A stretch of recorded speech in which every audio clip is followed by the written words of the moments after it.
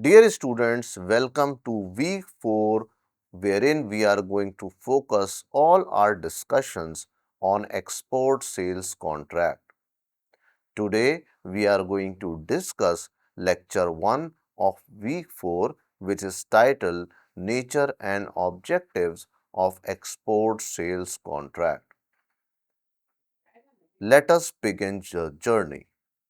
In today's lecture, we are going to talk about certain important parameters and we are going to start with introduction. After introduction, we will be talking about the legal nature and commercial significance of export sales contracts. After that, we will try to focus on the objectives and strategic functions, followed by types and nature of obligations. Subsequently, we will try to look at the legal capacity, the offer and acceptance that prevails in the contracts. After that, we will try to understand the governing law and the different documentations that are instilled into these contracts. After that, we will try to look at the economic and strategic importance of the contracts as well as the role of international conventions. Finally, we will be concluding our lecture. At the very outset, it is important for all of us to understand the concept of export sales contract. Export sales contracts are the foundational legal documents that are signed between two parties. These contracts are international trade transactions wherein every hook and corner is specifically defined with respect to exports and imports. These contracts become the basis on which trade happens. Export sales contracts also define specifically the terms under which goods and services can be sold and delivered. We all are aware thereby selling goods in the international market or selling goods originating from one country to another country is a complex process. Here, seller and buyer are available in two different countries. At times it happens that there arises certain disputes because the terms has not been specifically and clearly defined. Thus, export sale contracts clearly defines all the terms that may pop up into the trade between buyer and seller being in different countries. Thus, we can say export sales contracts facilitate trade because it makes terms easier and clear between two parties. In addition to this, it is a well drafted document which is a legal document where commercial risk and obligations are clarified. We all should understand that export sales contracts is a legal document. And being a legal document, it has all terms, conditions, obligations, and rights. This creates an environment where exporters, importers, and other people who are involved in international trade have trust in the system because this kind of legal document clarifies the commercial terms, clarifies the obligations of buyers and sellers, etc. Thus, it is not only just a legal document facilitating trade, but this document also encourages exporters, importers to do trade in simplistic and clear manner, as well as the trust of the people in international trade increases because of this document.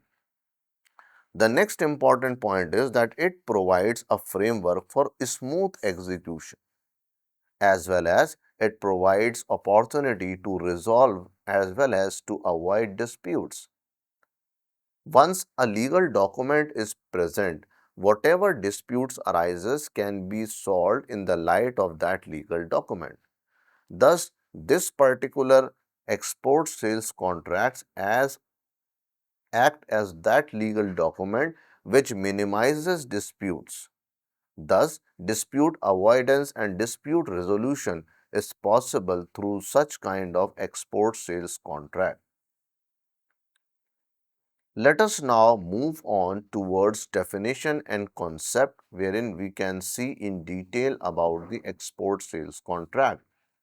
As we have already highlighted, an export sales contract is a legal binding agreement between exporter and importer where terms are specified, obligations are clarified, other important factors such as delivery, payment, insurance are also specified.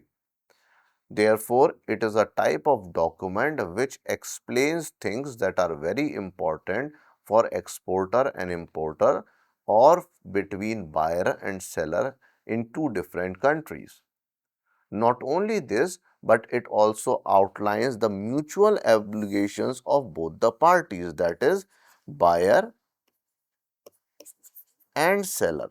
These two parties, what are the mutual obligation, which means how these two parties have to interact, what will the basis for their interaction, for their exchange, etc. The third important point is that this export sales contract is applicable and is enforceable under different laws and conventions. It is very important to appreciate this point because we know in international trade there are certain international conventions, international laws are there, but country specific laws are also present.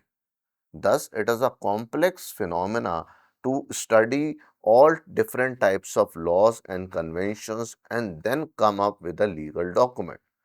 But still, export sales contracts work in such a manner that the legal contract document emerges having satisfying most of the conditions of the international law.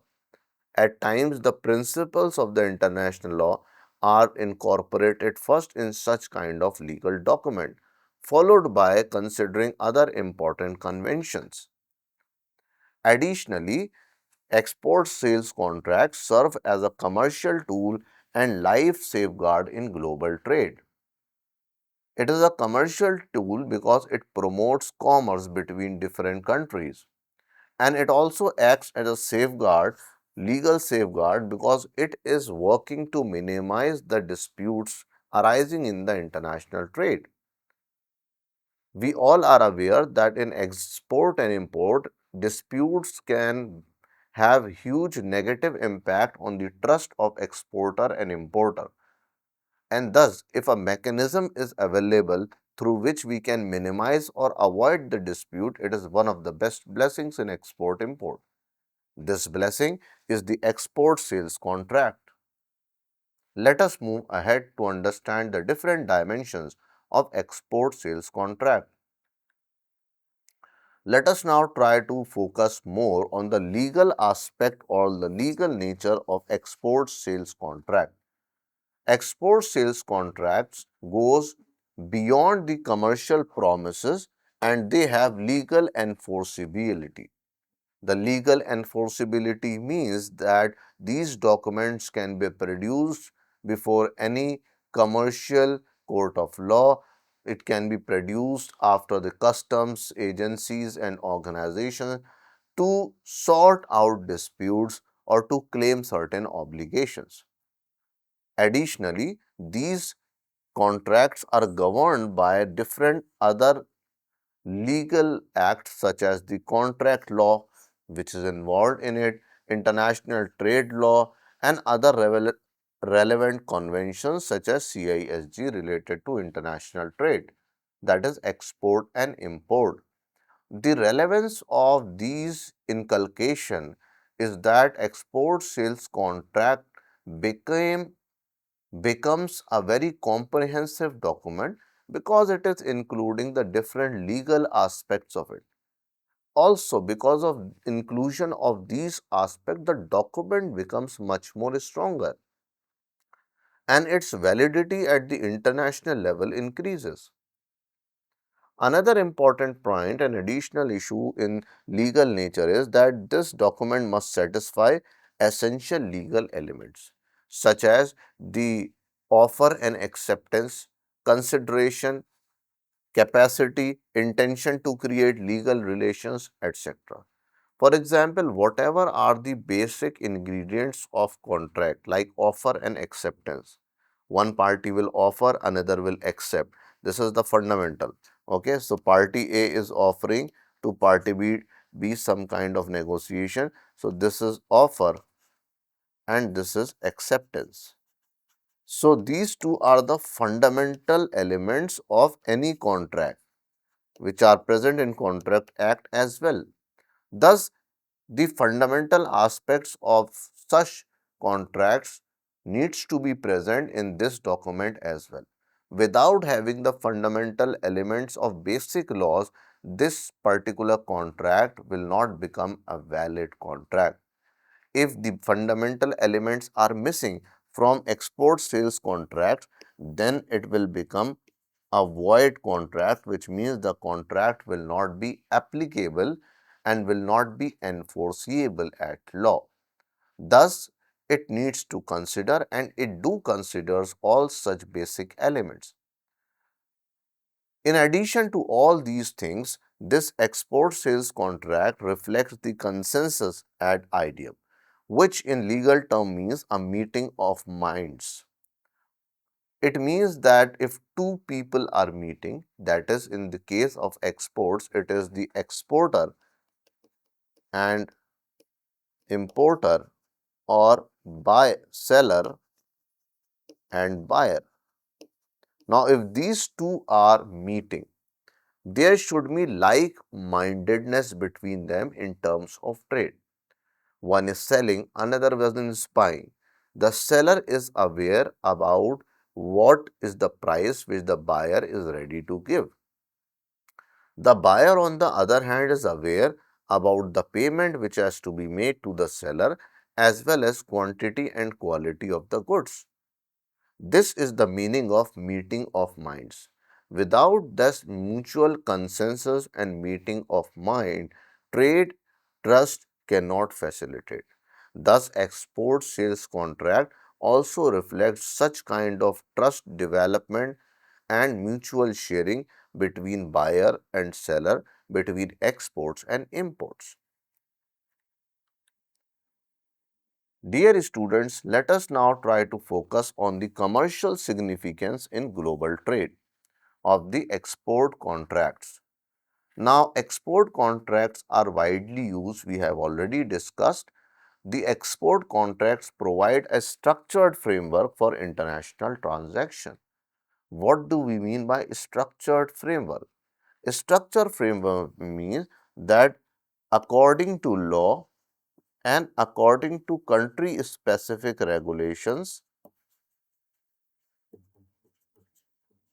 there is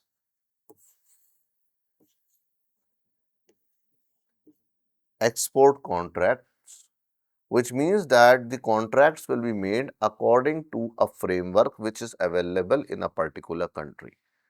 And this usage of the framework will further facilitate the international transactions, because if suppose a seller or a buyer is in country A and the country is India, suppose a buyer A is in India. Now, this buyer has to comply with all the rules and regulations which are applicable in India related to export sales contract, thus reflecting a smooth flow of international transaction. This is very important to understand, and this is the commercial significance in of the export sales contract. The second important point is that it reduces uncertainty. Now, how it reduces uncertainty? It is considering the legal framework of not just one country, but the legal framework and legal laws that are available at the international level. Also, the export sales contract is considering the international conventions. Now, because of that, what happens that the uncertainty in cross-border dealings minimizes because most of the things are inculcated which are generally applicable in every scenario, means every country's export-import policies. The third important point under commercial significance is that building of trust and long-term business relationship. The export contract should be very clear, simplified, following the international trade law. If these three components are present in any export contracts, then the buyer and the seller both feel comfortable, and this comfort gradually becomes a trust in the system. Export and import depends on trust because there is huge stakes due to the deferred payments in terms of exports and imports. Therefore, trust is very important, and export contract therefore tries to build the trust by inculcating these parameters. In addition to it, it also facilitates finance, insurance, and other such processes that are linked with export and import. If an exporter wants finance, there should be proper documentation, and one of the documentation for those products for which working capital finance is required is export sales contract or any previous export sales contract. So all these other auxiliary functions that are required, such as finance, such as maritime insurance, etc., also depends on the quality and the compliance of sales of export sales contract. Thus, export sales contract also become very important for facilitating of the auxiliary services related to export and import. Let us now try to understand the core objectives of export sales contract. The first objective is to define the terms as well as obligations.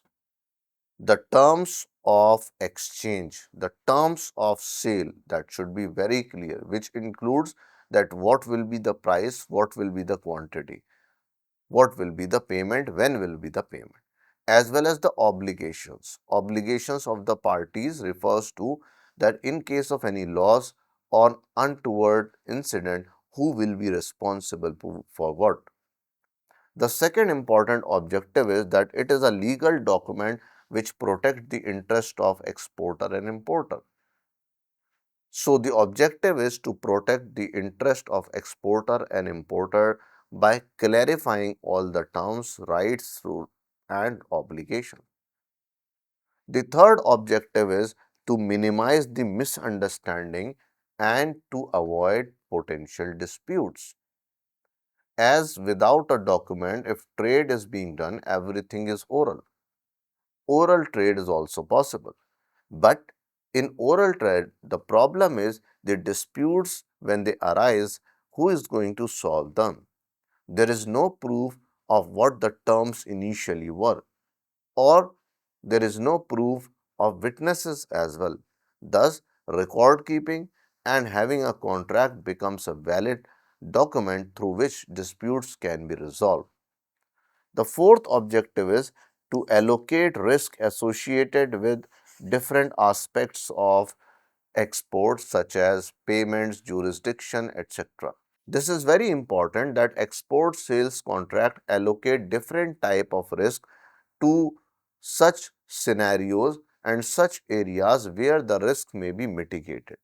And finally, the fifth core objective is to provide a legal remedy in case of dispute, breach, or non performance.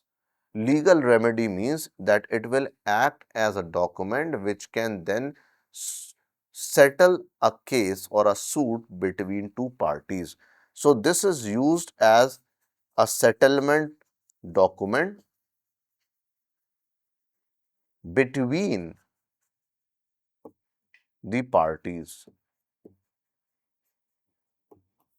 Thus, this fifth point is also very interesting and important because if suppose even if the document is there and some kind of dispute or non-performance has occurred, then the same document will be utilized to for settling the suit between the two parties.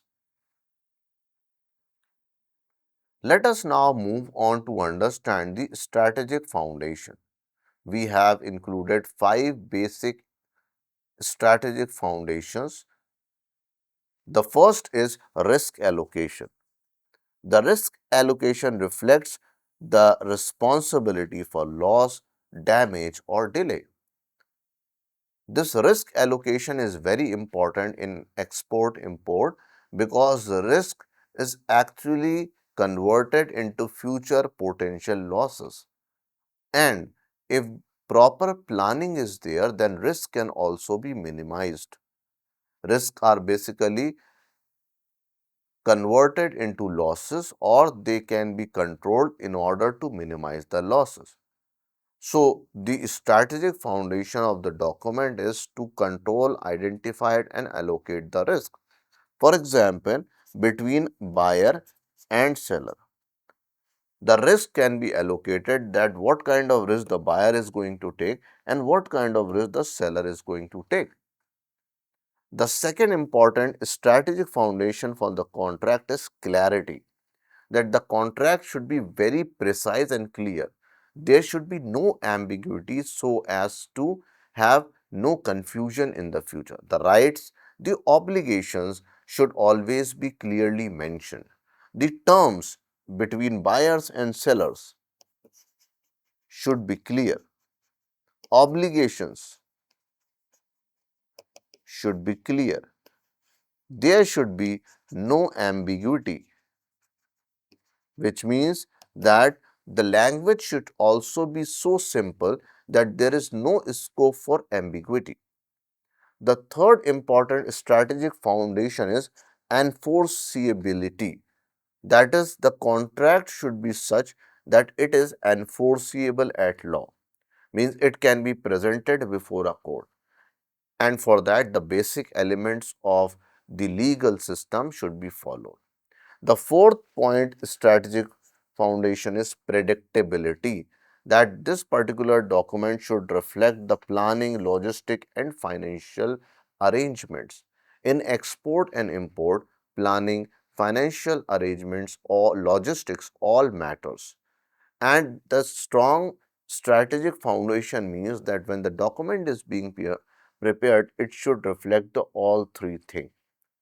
And finally, it is about evidence, that this document should be made in such a manner that it reflects the evidence of the terms of trade, evidence so as to use in times of dispute resolution.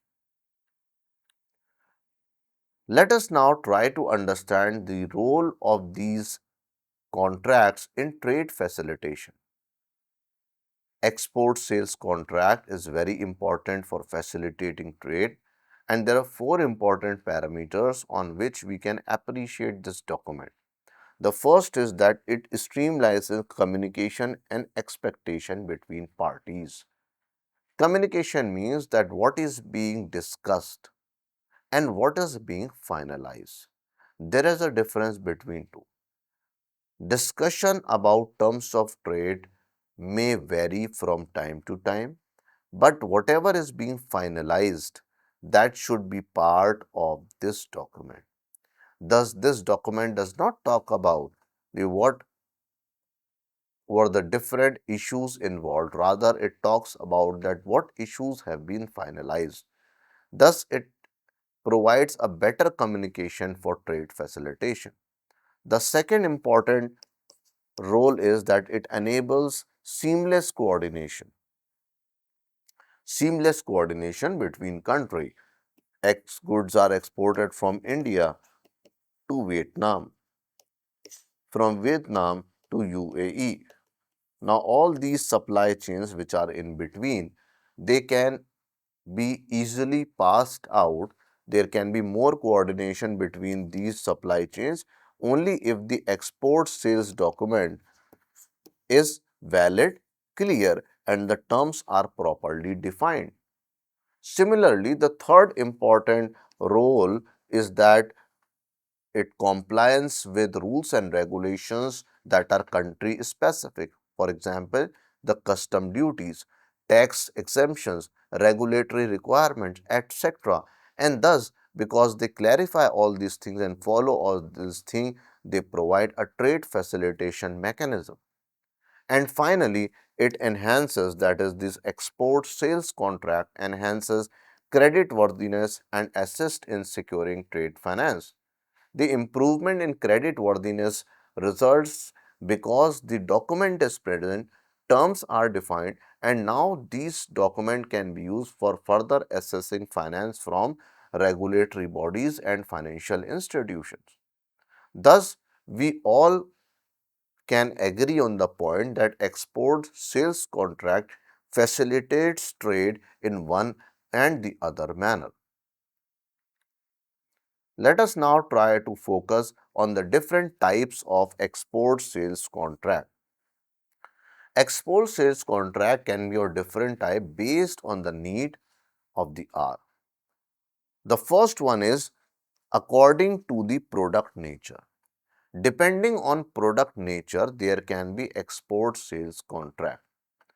The examples include commodity contracts, manufactured goods contracts, as well as turnkey project contracts. Turnkey projects are those projects wherein they are given outsourced to other countries.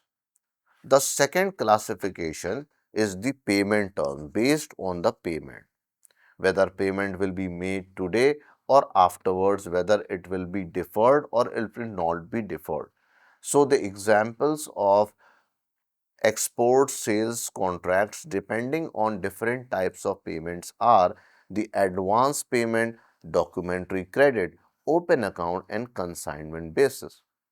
The advance payment generally is not fully, but if we give 50% advance payment before sales, then it will be part of advance payment contracts.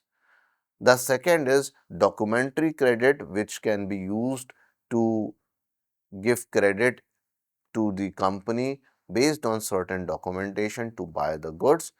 Open account and consignment basis contracts can also be there.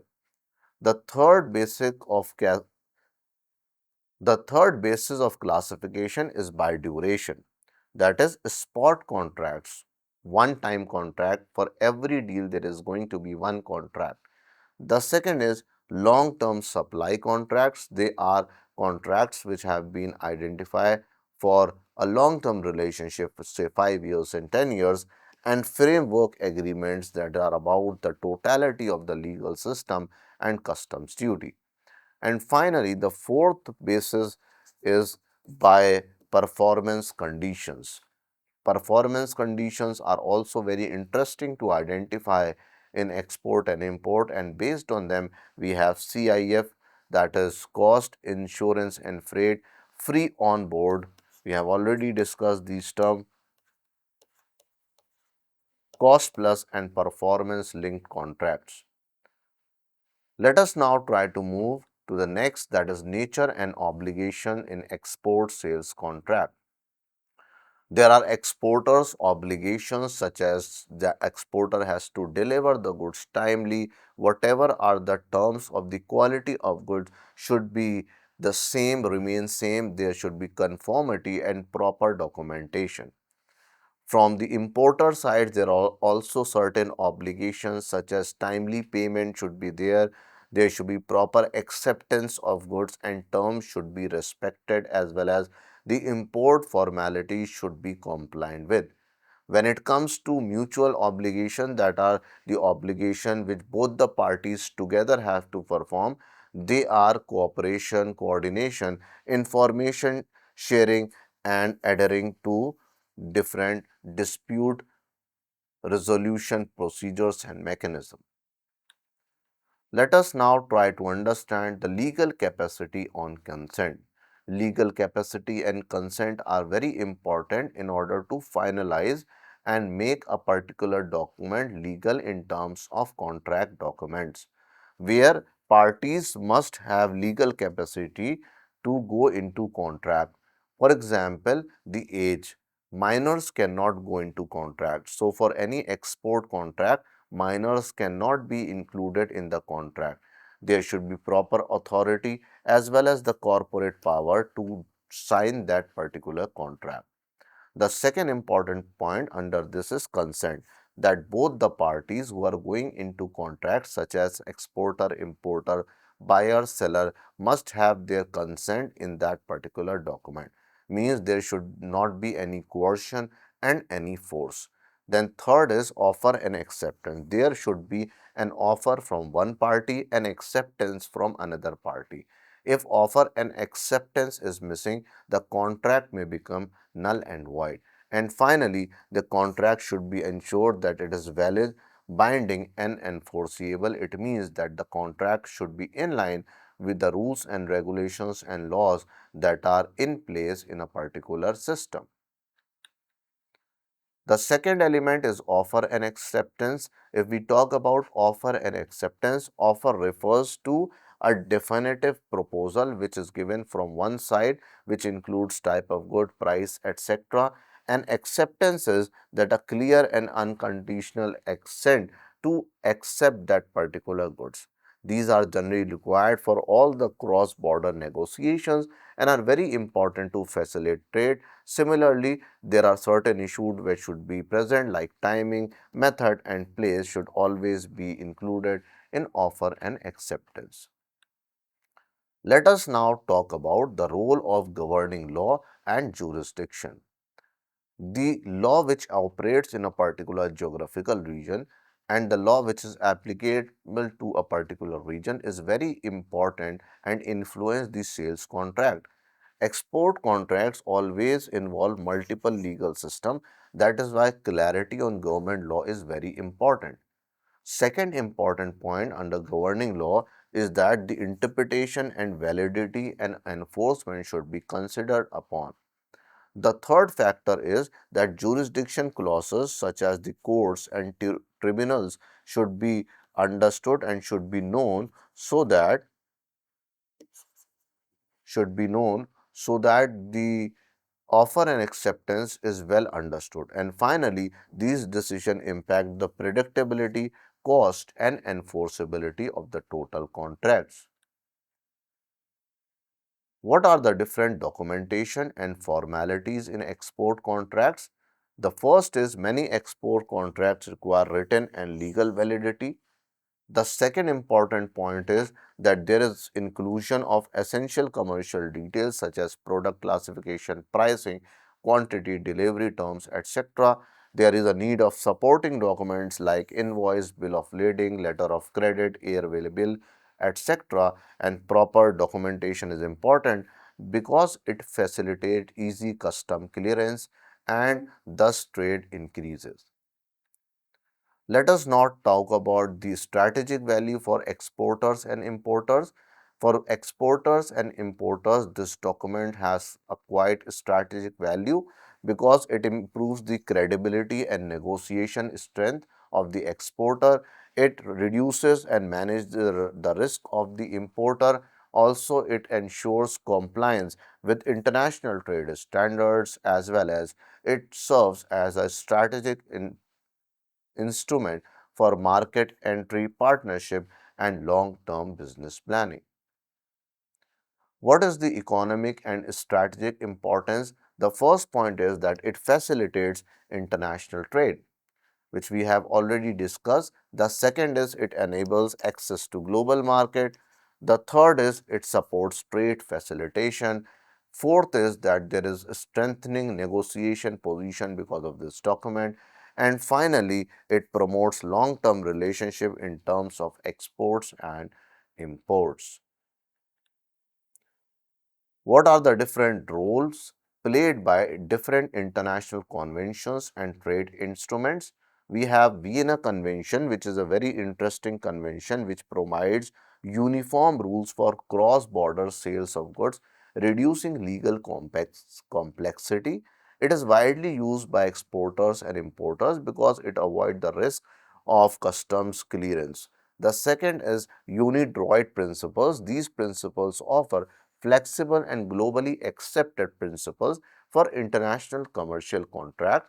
Similarly, we have UCP 600, which is ICC, which governs all the documentary credits and which integrates the payment system with the contract execution. And finally, we have the international commercial terms, which define different delivery obligations, cost allocation, etc. And all these particular conventions play a very integral role in facilitating trade and maintaining best practices in export and import. Dear students, let us take a case illustration where we'll try to understand the structures of the export contract. We have taken a scenario. An Indian engineering firm signs a supply contract with a European buyer. This contracts include the specification of the product, the delivery schedule, payment through letter of credit, and governing law is the English law, that is law from United Kingdom. The outcome is, because they have specified everything, the outcome is there will be smooth execution because everything is clear, which law is applicable, what is the document which is being used, timely payment will be there and no disputes will be there. Thus, it will facilitate repeat orders and long-term partnership between the buyer and the seller, that is Indian engineering firm and the European buyer. The insight which we get with this case illustration is that there should be clear, comprehensive contracts because they are essential for successful international trade relationship. Dear students, let us conclude what all we have discussed in today's lecture.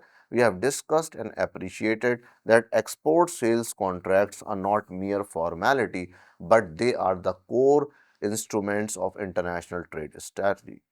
As well as we had appreciated the point that these documents combine legal certainty with commercial clarity and they are very important for smooth and secure transaction.